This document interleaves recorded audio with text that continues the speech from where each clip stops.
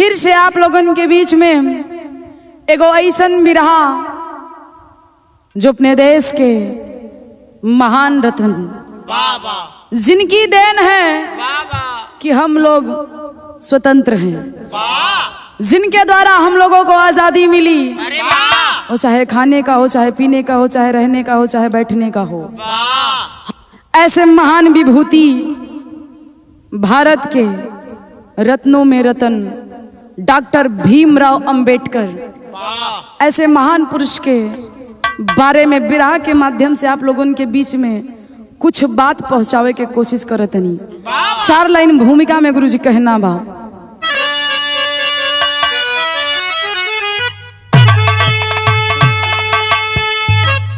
कि लाख बादल छुपाने की कोशिश करे पर सूर्य की रोशनी को छुपा ना सका।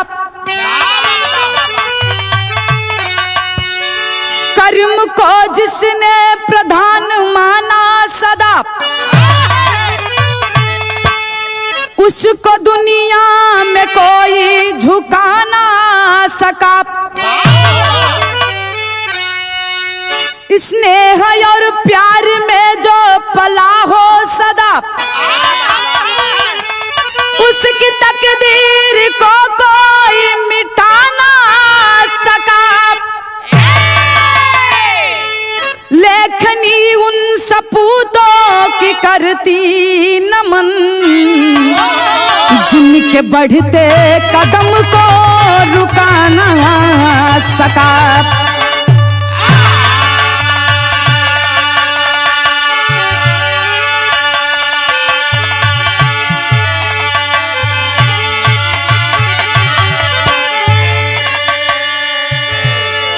लेखनी उन सपूतों को करती नमन, जिनके बढ़ते कदमों को कोई रुका ना सका। हमारे गया कवि जी की लेखनी उन सपूतों को नमन करती है जिक्र कदम के केहू भी दुनिया में रोक ना पौलस।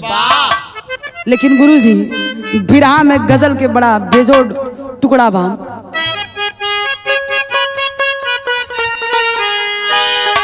कि हड़बड़ में गड़बड़ का दिहला और सहारा कम गड़बड़ाइल। कि लाइट बहराना, कि लाइट बहराना देखा कहवा चितवा भूलाई। लाइट बहराना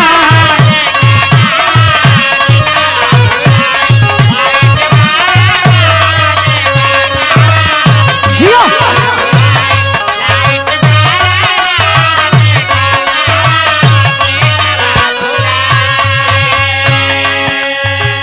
लेकिन बिरहा में अपने जवान खातिर जे देश के खातिर कुर्बानी दे देले हुवन, जेकरे माध्यम से जेकरे कुर्बानी से हमनी के आजादी मिलल बा, उ सपूत उ देश के रतन खातिर कवि जी लिखत हुवन। का लिखलन?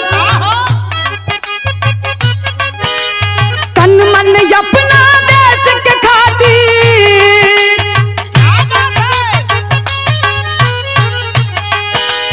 तन मन अपना देश के खातिर जिसने है दे डाला, जिसने है दे डाला। भैया बोलाना, भैया बोलाना काहे सबसे पीछे देखाला। भैया बोलाना काहे सबसे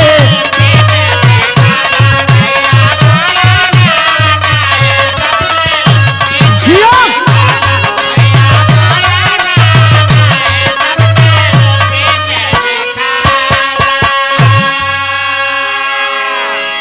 लेकिन कहानी के यही से शुरुआत है गुरुजी।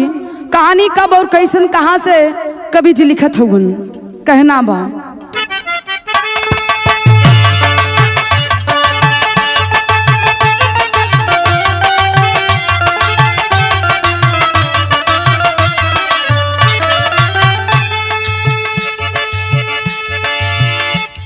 करके कठिन परिश्रम ऐसा काम कर लिया जिसने सदा इतिहास में नाम कर दिया।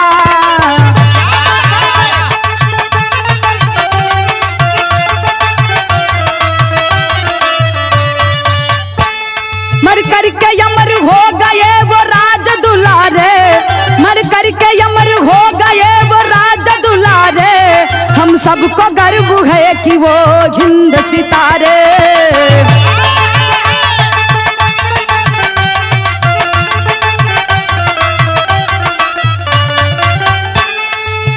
पिता थे रामजी राव, माता भीम बाई, भाई थे 3 बहन, 2 थी ऐसी कमाई।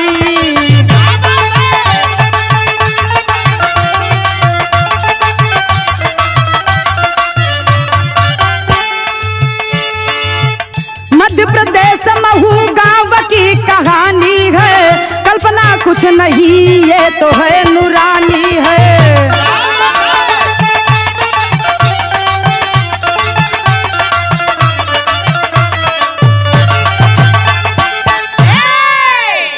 कहानी के आप लोग समझ ली। अपने हिंदुस्तान में एगो प्रदेश, जो प्रदेश के नाम मध्य प्रदेश बतावल गई। मध्य प्रदेश के अंतर्गत महू गांव की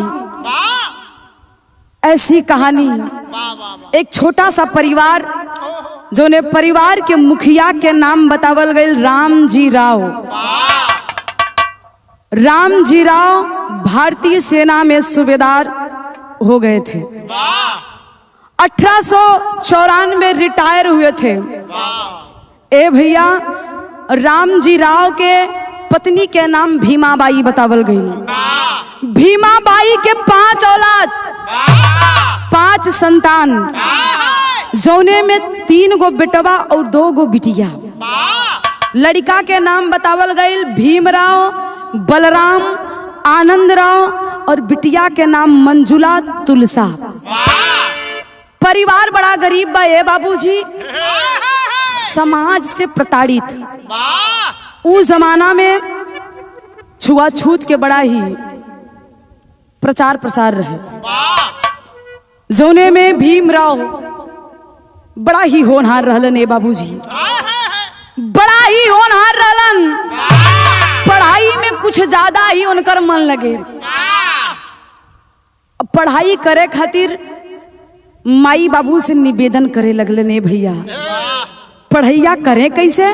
बिरहा में एक लाइन तरज हम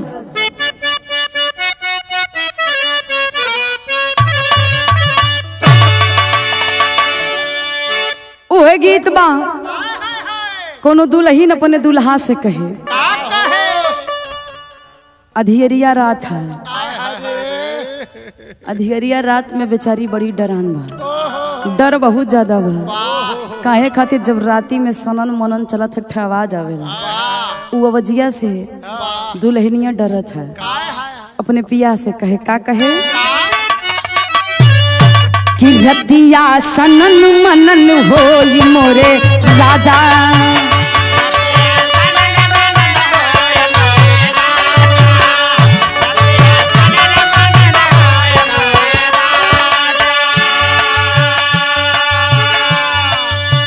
रतिया सनन मनन होई मोरे राजा,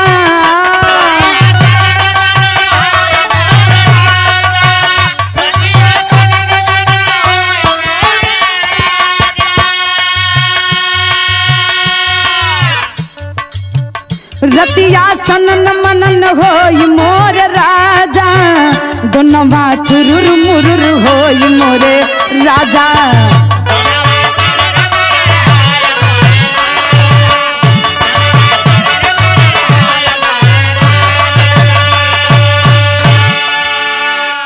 लेकिन ए भैया, भीमराव की पढ़ाई में मन धीरे धीरे और लगे। धीरे धीरे मन बढ़ा था पढ़ाई करे खातिर, लेकिन समाज से वंचित हो गए। यही से भीमराव जी करत का हुआ गुरु जी,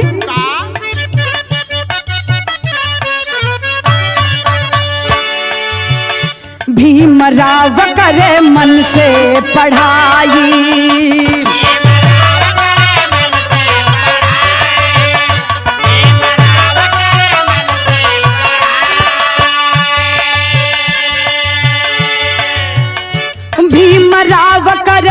मन से पढ़ाई।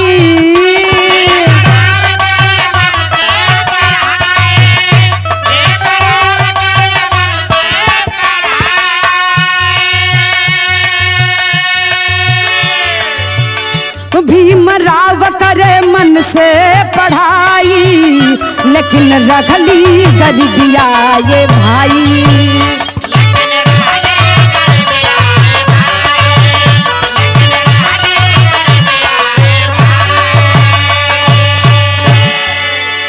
बाबा साहब धीरे धीरे पढ़ाई करे में उनकर मन लगे लगल, और लेकिन ए बाबू समाज वह समय कुछ दूसरे टाइप के रहल। चाह कर भी लोगन के साथ जितना स्कूल में पढ़त रहलन वो बच्चन के साथ में बैठ के पढ़े ना पावे, काहे खातिर छुआछूत जो उनकी चरम सीमा पे रहल। अगर चाह भी ले के जाके बच्चन में बैठ के हम कुछ शिक्षा ग्रहण कर ली, वहाँ के जो टीचर और प्रिंसिपल रहे डांट के बाबा साहब के बाहर निकाल दे। और धीरे धीरे ये बतिया बाबा साहब के पिताजी यानी रामजी राव के पता लगल। लोग मना कर देलन कि आज के बाद अपने लड़का के स्कूल में शिक्षा लेवे खातिर मत भेजिया। बाबू ताना मेहना पावे लगलन है भैया, लेकिन यार बाबा साहब के पढ़े में रुचि धीरे धीरे बढ़त है भैया। होत का बा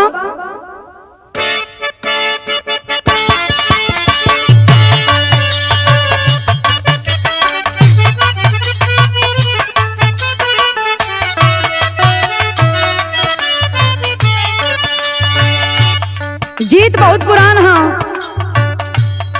कौनो दुल्हन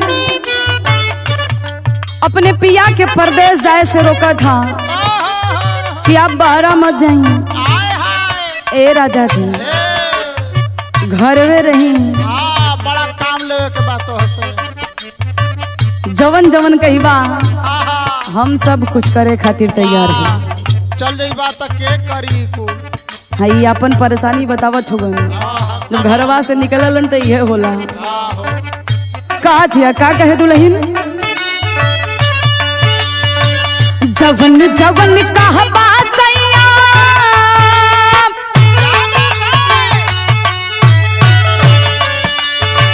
जवन जवन कहबा सैया मानव जिंदगिया में।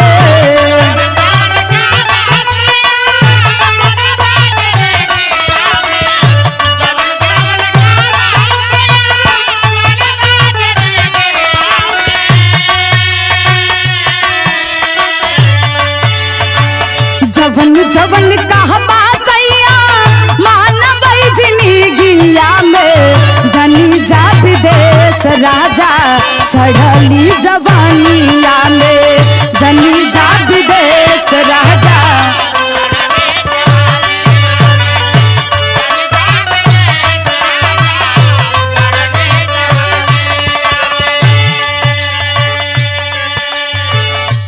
जब लोग के विचार से बाबूजी ताना पाके बाबा साहब के समझा देलन कि बेटा हम जैसे लोगन खातिर शिक्षा ना बनल बा। अगर हमनी लोग इन नियम के खिलाफ जाइब तो समाज में शायद जिए के अधिकार भी ना मिली। यही से निवेदन है बेटा कि आज के बाद शिक्षा ले खातिर स्कूल मत जइहा। बाबा साहब समझ गए तो धीरे धीरे मेहनत मजूरी करके एक ठे बुक के इंतजाम कैलन। वो बुक के माध्यम से रात रात तक पढ़ाई करके आज बाबा साहब पहुंचल कहवा हुवन गुरुजी। तीजिया चलावे भीमा रात की अन्हारिया में।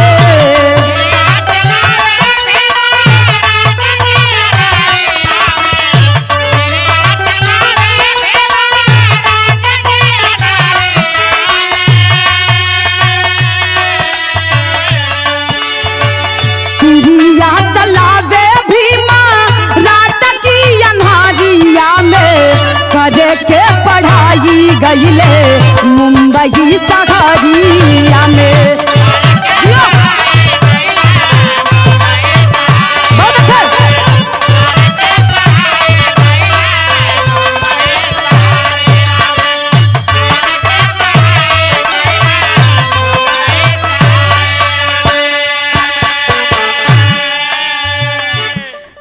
धीरे ए बाबू परिश्रम मेहनत कैलन और रात के अंधेरिया के टाइम में निकल गईलन मुंबई शहर। मुंबई शहर में जाके प्रोफेसर बनलन। दिन बीतत बा यहाँ रे बाबू जवानी के दहलीज पे बाबा साहब पहुंचल हुवन और यही बीच घर वाले विचार करके करत का हुवन, यही बीच घर वाले सदिया रचावाले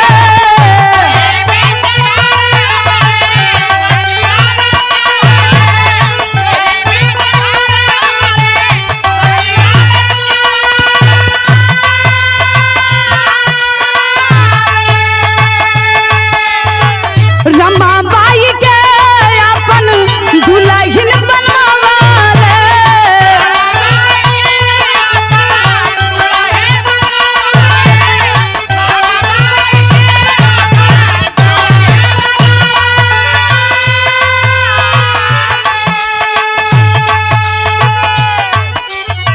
यही बीच में घर वाले एगो सुंदर सुघर शिक्षित कन्या के खोज के शादी के डेट रख देलन। बाबा साहब के मुंबई से बुलावल गईलन। बाबा साहब जब मुंबई से अइलन तो रमाबाई नामक कन्या से विवाह भइल बा। जब विवाह भइल तो होत कहा गुरुजी, एक कहबो खुशी एकबर चिंता की लकीरिया में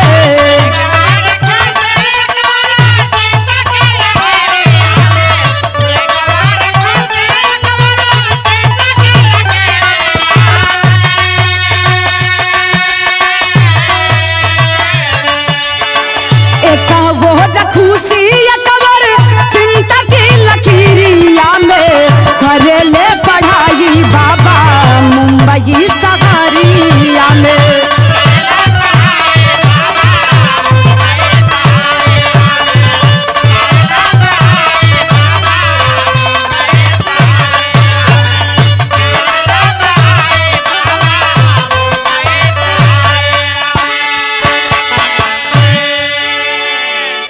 सुघर दुल्हन आइल बा। रमाबाई से बाबा साहब के विवाह भइल।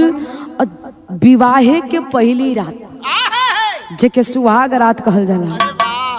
जब सुहाग रात में रमाबाई बाबा साहब से जब एक दूसरे के आमना सामना भइल तब बाबा साहब रमाबाई से बहुत बड़ी बात कहलन। का कहलन गुरुजी? विराह में बड़ी सुंदर गीत है गुरुजी, लेकिन गीत के छोड़ दी, भाव पे गौर करी। जब रमाबाई बाबा साहब से हाथ जोड़ के निवेदन कलिन कि हमरा के छोड़ के आप जइहा मोर, तो बाबा साहब सेज से उठ के खड़ा हो गईलन कि तू हमार दुल्हन त बन के आइल हो। दुल्हन के मतलब होला जीवन संगिनी। अरे वाह, हमरे हर दुख सुख में तू साथ देवे के वादा कैले हो, तो तोके हमरे दुख और सुख के ख्याल रखे के पड़ी। रमाबाई कहले हम सब कुछ ख्याल रखब, लेकिन हमरा के छोड़ के आप कहीं मत जइहा। काहे से कि रमाबाई के खबर लग गई रहे कि बियाहे के बाद फिर से बाबा साहब पढ़ाई खातिर बहरा जाए के तैयारी करत हो। यही से निवेदन करत ह तैयार बाबा साहब रमाबाई के समझावत होवन। का समझौलन गुरुजी?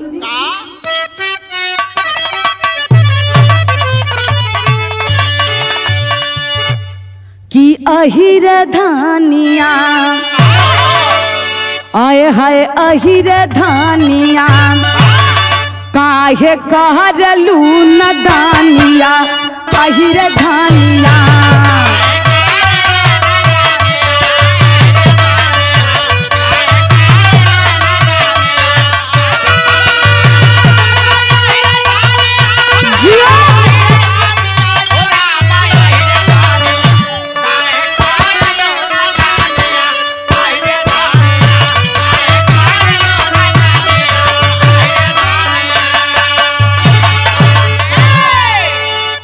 समझावत हुवन की नादानी मत करा, ये सब करे के बड़ा समय है। जिंदगी रही, अगर समाज में कुछ हमार नाम हो जाई तो हमारे नाम के साथ साथ तोहरो नाम हुई। यही से समय अबे समझे के बा। हम निवेदन करत है कि हमार बात मान ला और हमके जायदा हमके रोका। नई नवेली दुल्हन अपने पति के जाए के इजाजत दी तो दी कैसे, वो रोकत या, लेकिन बाबा साहब समझा के कैलन का गुरुजी।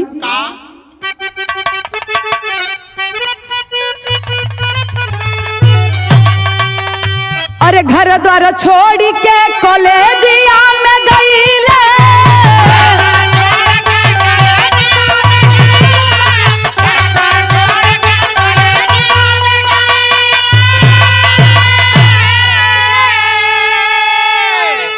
कई के पढ़ाई डिग्री हासिल था बकैले।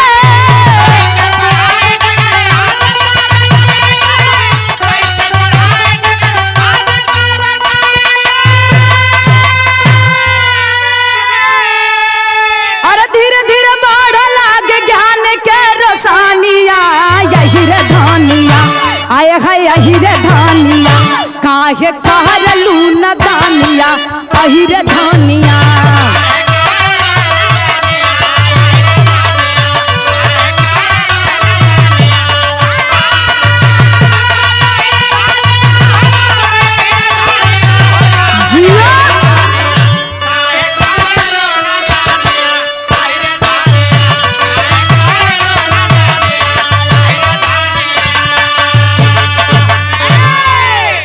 ए भैया, रमाबाई के समझा के बाबा साहब निकल गए।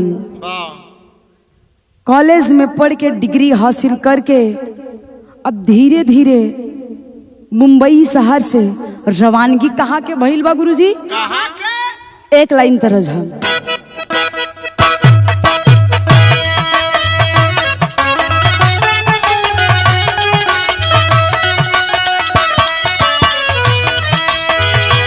रतिया होला गरमिया ना डोलै पवना ना,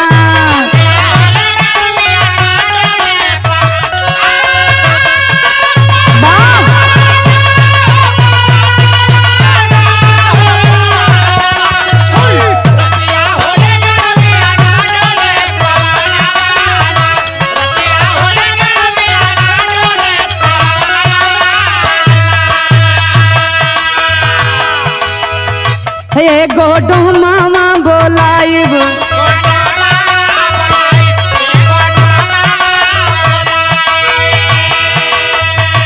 दूगो बेनिया बनवाई,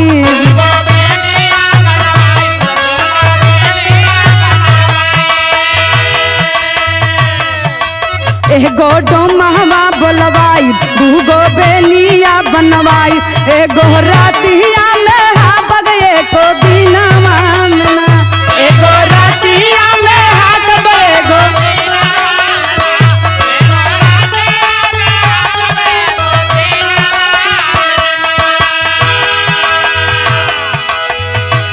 लेकिन बाबा साहब धीरे धीरे छलल कहवा हुवन। बाबा साहब गईले लंदन की सहरियाना,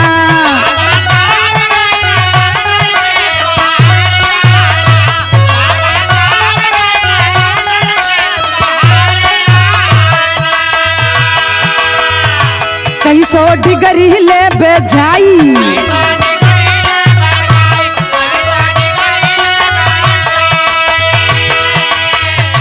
कितनो दुखवा सर पे आई,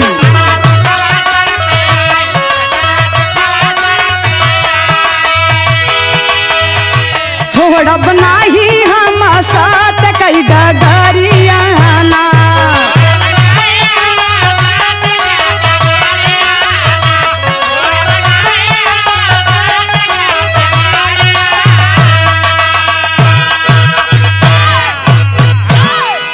ए भैया बाबा साहब मन में प्रतिज्ञा कर लेलन, कितना भी मुसीबत आ जाई सर पे, कोनो भी मुश्किल आ जाई, हर मुसीबत के हर मुश्किल के समाधान करके रास्ता निकाल के, लेकिन हमके डिग्री हासिल करे के बा। मन में दृढ़ प्रतिज्ञा करके बाबा साहब पहुंच गए लंदन शहर में। जौने समय बाबा साहब लंदन की शहर में पहुंचलन, वह समय देश में क्रांति के बाजा बजल बा। और देश के नेता सुभाष चंद्र बोस, गांधी जी देश के आजादी दिलावे खातिर कड़ी से कड़ी मेहनत करत होगन। ए भैया, एक दिन वही लंदन के शहर में लॉर्ड हेनरी ने एक संदेशा भिजवाया। जितने भी देश विदेश के नेता थे, सबको लंदन के शहर में बुलवाया गया। सभा लगल बा, देश विदेश के नेता जुटल हुवन। और सभा में भारत से यानी हिंदुस्तान से गइल के रहे गुरुजी। एक लाइन तरज बा, बिरहा में बड़ी खतरनाक गीत है गुरुजी।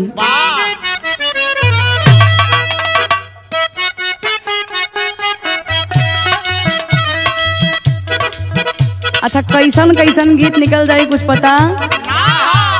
बारिश भोजपुरी जमाना के कलाकार कोनो नशेड़ी है भैया, यो एक प्रकार के नशा है।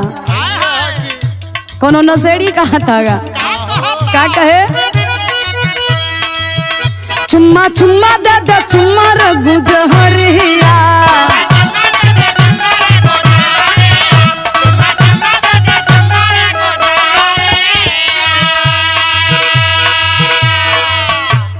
गीत के छोड़ दी, लेकिन विराह में विराह के समझी।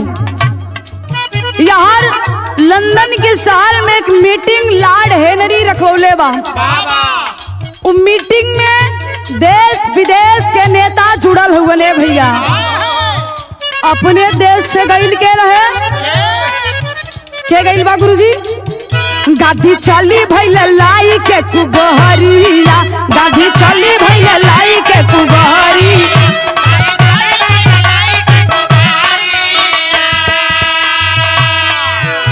महात्मा गांधी, जिनको राष्ट्रपिता भी कहा जाता है, मीटिंग में गांधी जी भी पहुंचलन। और जब गांधी जी पहुंचलन तो देखत हुन लोग जुटल हुन, लॉर्ड हेनरी बैठल है। तो कैलन का गुरुजी? सारे देशवा के नेता गइले हैं आई,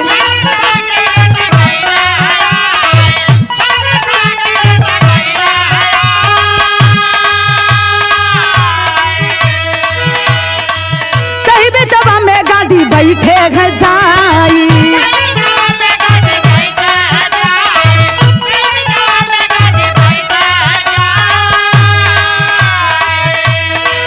गांधी जी जाके बीच में बैठलन। जब बिचवा में बैठलन तब देखत का हुआ गुरुजी?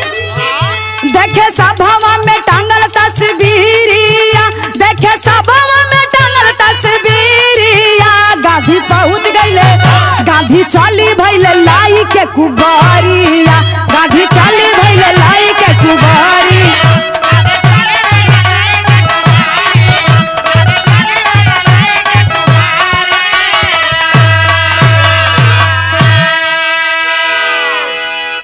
गांधी जी जब देश विदेश के नेता वहां पे जुटल रहलन, बैठल रहलन, तो गांधी जी बीचे में जगह पा के बैठ गइलन। और जोने कक्ष में बैठल रहलन, लॉर्ड हेनरी के कक्ष रहल। लॉर्ड हेनरी के सामने जहां ओकर कुर्सी रहल, ओकरे कुर्सिया के जस्ट बगल में दिवलिया पे एक तस्वीर रहल। उ तस्वीरिया रहल के कर लॉर्ड हेनरी के बिटिया के, बड़ी खूबसूरत लड़की, जोन की दुनिया में ना बा, मर चुकल रहल। लॉर्ड हेनरी अपने बिटिया के तस्वीर के वही अपने कुर्सी के जस्ट बगल दीवाल में चिपकौले रहल। और वही तस्वीरिया पे महात्मा गांधी के निगहियां जब पड़ल तो तस्वीरिया के एक टक निहारत रहलन। जब निहारत निहारत थक गईलन त धीरे से उठ के खड़ा होके उ तस्वीरिया के लगा गईलन। और जब तस्वीर के सामने पहुंच के तस्वीर के छुए के कोशिश कैलन तब भइल का गुरुजी, एक लाइन तरज है।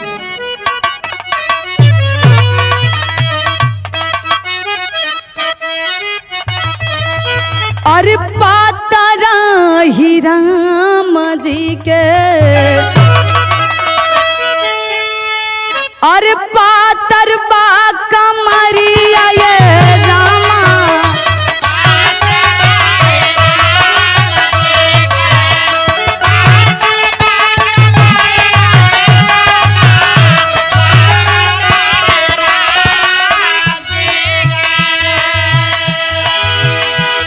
लेकिन लॉर्ड हेनरी के बिटिया के तस्वीर के जाके महात्मा गांधी हथवा से छू लेलन।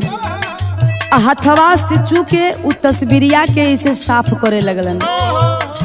हथवा में लिहल गांधी जब पिता सबरिया ये रामा,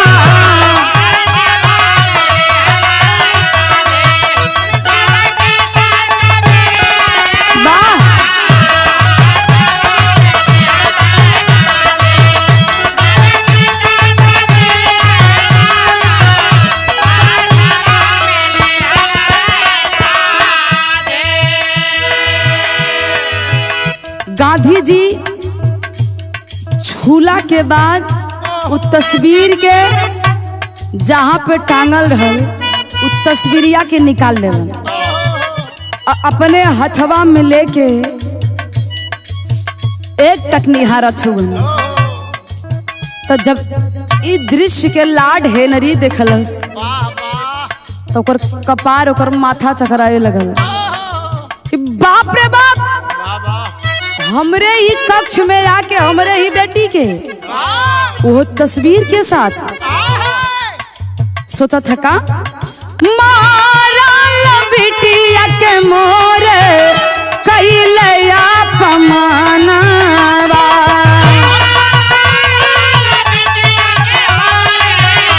कैले अपमाना,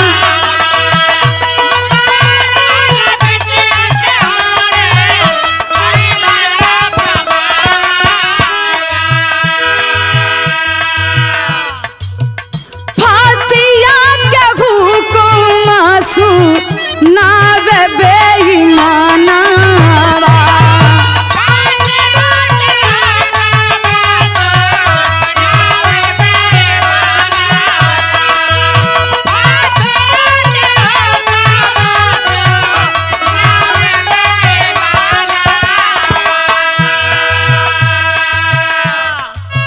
सुन भी मरावा जबकि फैलल बा खबरिया ये बाबू, फांसिया पे झूले जहिया, फांसिया पे झूले जहिया, गांधी के शरीरिया ये बाबू,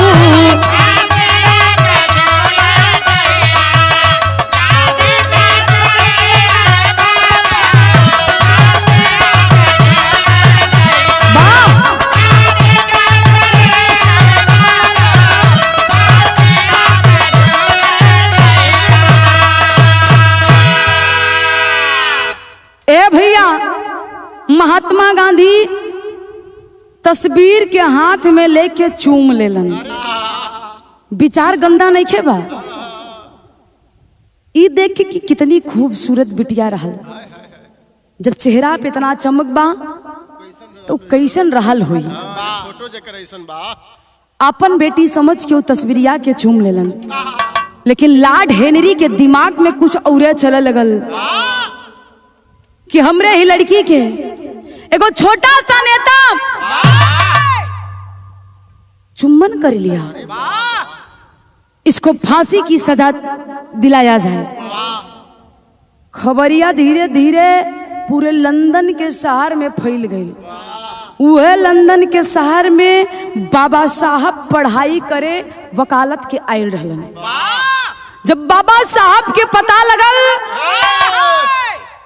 कि हमरे देश के ऐसन जवान ऐसन नायक जे आजादी दिलावे खातिर कठिन से कठिन परिश्रम करत हुवन, अगर आज लंदन की शहर में फांसी हो जाई तो हम जैसे लोगन के पढ़ाई करल व्यर्थ बा। बाबा साहब स्थान के ढूंढ के चलन हुन जहां पे महात्मा गांधी के फांसी के सजा होवे वाली रहल। अब पहुंचलन गुरुजी तो होत का बा टेरी के लाइन बा।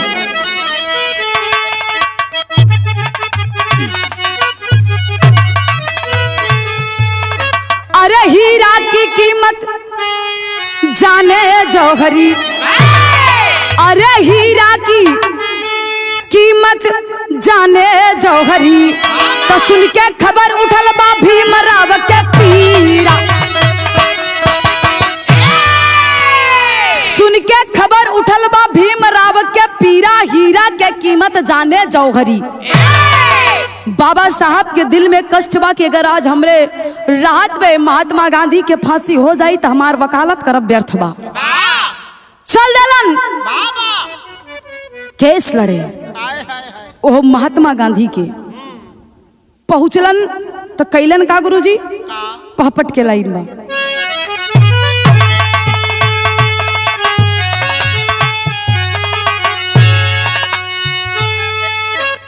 अरे बाबा साहब सुन ले जब खबरिया लंदन नगरी में, अरे बाबा साहब सुन ले जब खबरिया लंदन नगरी में, तो कैसे लगी है गांधी के फसरिया लंदन नगरी में।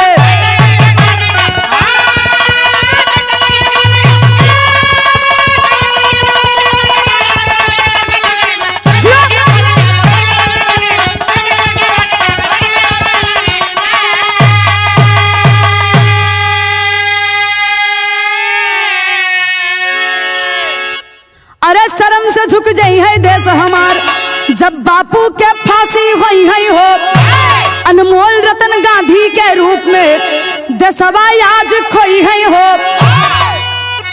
जब बाबा साहब लंदन की नगरी में अलन, महात्मा गांधी से मुलाकात भइल, पूरी बतिया के जब गांधी जी बता देलन तो बाबा साहब विचार बनौलन, अपने मन में सोचलन कि अगर आज महात्मा गांधी के फांसी हो जाई, जब देश के आजादी दिलावे खातिर इतना कठिन प्रयास परिश्रम कैलन, आज गांधी जी से परेशान हो के ही लॉर्ड हेनरी मीटिंग रखवले बा।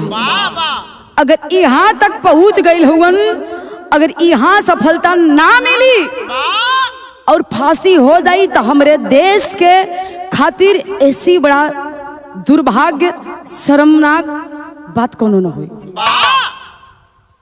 पूरी बात के बाबा साहब अपने दिमाग में बैठा लेलन और रात भर के टाइम बा विचार कैलन कि केस के लड़ल कैसे जाई, लॉर्ड हेनरी के हरावल कैसे जाई। तो बाबा साहब विचार का कैलन गुरुजी आल्हा में कहना बा।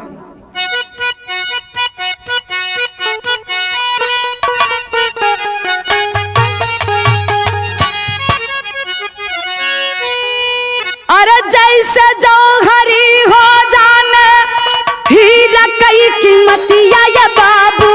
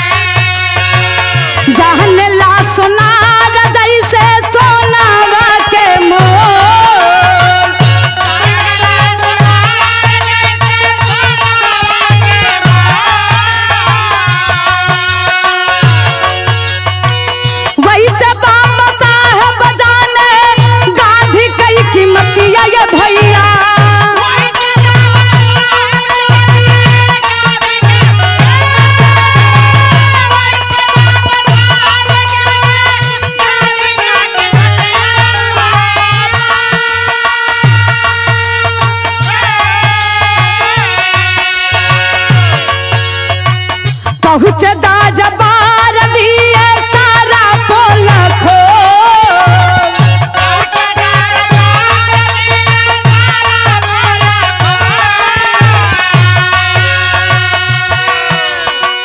देशवा विदेशवा के नेता सब अइले बाबू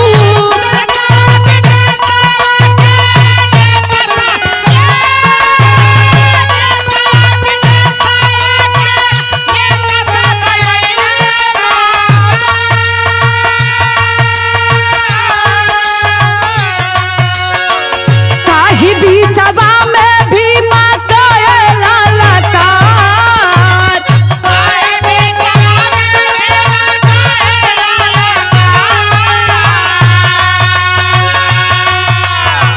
जैसे तस्वीरिया के गाधिया पमनवा कइले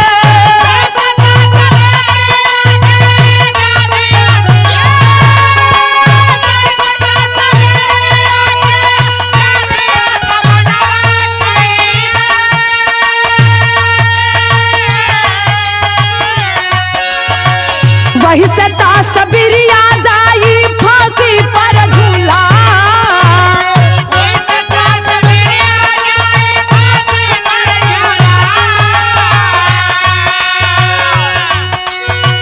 साबही देशवा के नेता जयकारा कइले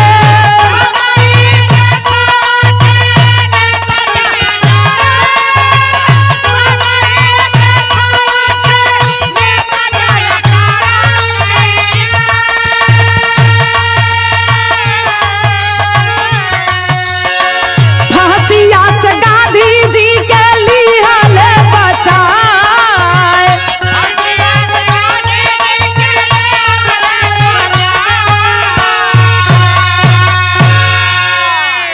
ए भैया दूसरा दिन बा लॉर्ड हेनरी जब गांधी जी के फांसी के सजा सुनावे लगल तो बाबा साहब जाके निवेदन कैलन कि सर हमें भी बोलने का एक मौका दिया जाए। लॉर्ड हेनरी कलस की आज तो सजा हो के रही वाह वाह ये हमरे बिटिया के अपमान कैले हुवन बाबा साहब कलन ठीक है सजा होवे के चाहिए काहे कि हर गुनेगार खातिर सजा बनल बा वाह सजा कैले का हुवन कि आपके बेटी के तस्वीर के अपमान कैलन अगर एगो तस्वीर के अपमान भइल बा तो सजा तस्वीरिये के मिले के चाहिए। इतनी बात जब बाबा साहब कैलन तो जितना लोग वहां जुटल रहलन एक ही टक बाबा साहब के देखे लगलन कि बात तो सही कह रहे हैं अगर तस्वीर का अपमान हुआ तो तस्वीर के ही सजा बाबा साहब के सब एक टक लखत हुआ तो बाबा साहब फिर निवेदन कलन लॉर्ड हेनरी से कि सर गांधी जी ने गलती किया है आपकी बेटी की तस्वीर का अपमान किया तो सजा इनको मिलना चाहिए लेकिन गांधी जी के ना गांधी जी के एगो तस्वीर बनवा ली वह तस्वीरिया के आज फांसी पे बात बराबर हो जाए। एक बहुत बड़ी जिम्मेदारी निभौलन उकार है संविधान के बना के जो ने संविधान के बनावे में 2 साल 11 माह 18 दिन लगा उस संविधान के निर्माण करके अपने देश से अंग्रेज के भगावे में बहुत बड़ा योगदान बाबा साहब के रहल। अब फिर से वही संविधान के बलबूते हर इंसान के आज आजादी बा। ए भैया इतना बड़ा योगदान करके बाबा साहब कैलन का 6 दिसंबर 1956 में बाबा जी तजे शरीर अरे हिंद देश के हृदय के अंदर बस गई ही तस्वीर।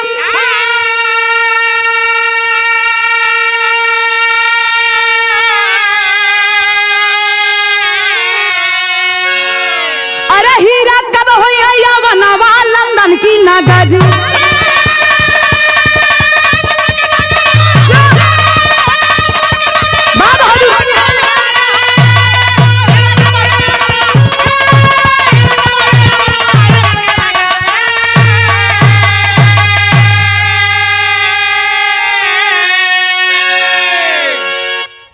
6 दिसंबर 1956 में बाबा साहब हम सब को छोड़कर इस दुनिया से चले गए, लेकिन आज भी उनकी तस्वीर हम सब के हृदय में विद्यमान है। इसलिए आज भी बाबा साहेब जैसे महान विभूति की फिर से जरूरत पड़ रही है। ए भैया, विराह के अंतिम और आखिरी लाइन बा। गुरु बिहारी, गुरु गणेश, गुरु रामलाल मोर बाका,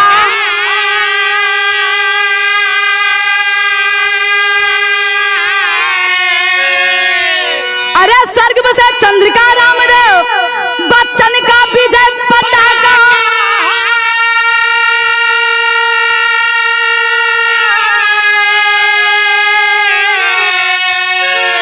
अरे हीरा की कीमत जाने जौहरी, तो ज्योति गया कभी कहे धरो तू मन में धीरा। हीरा की कीमत जाने जो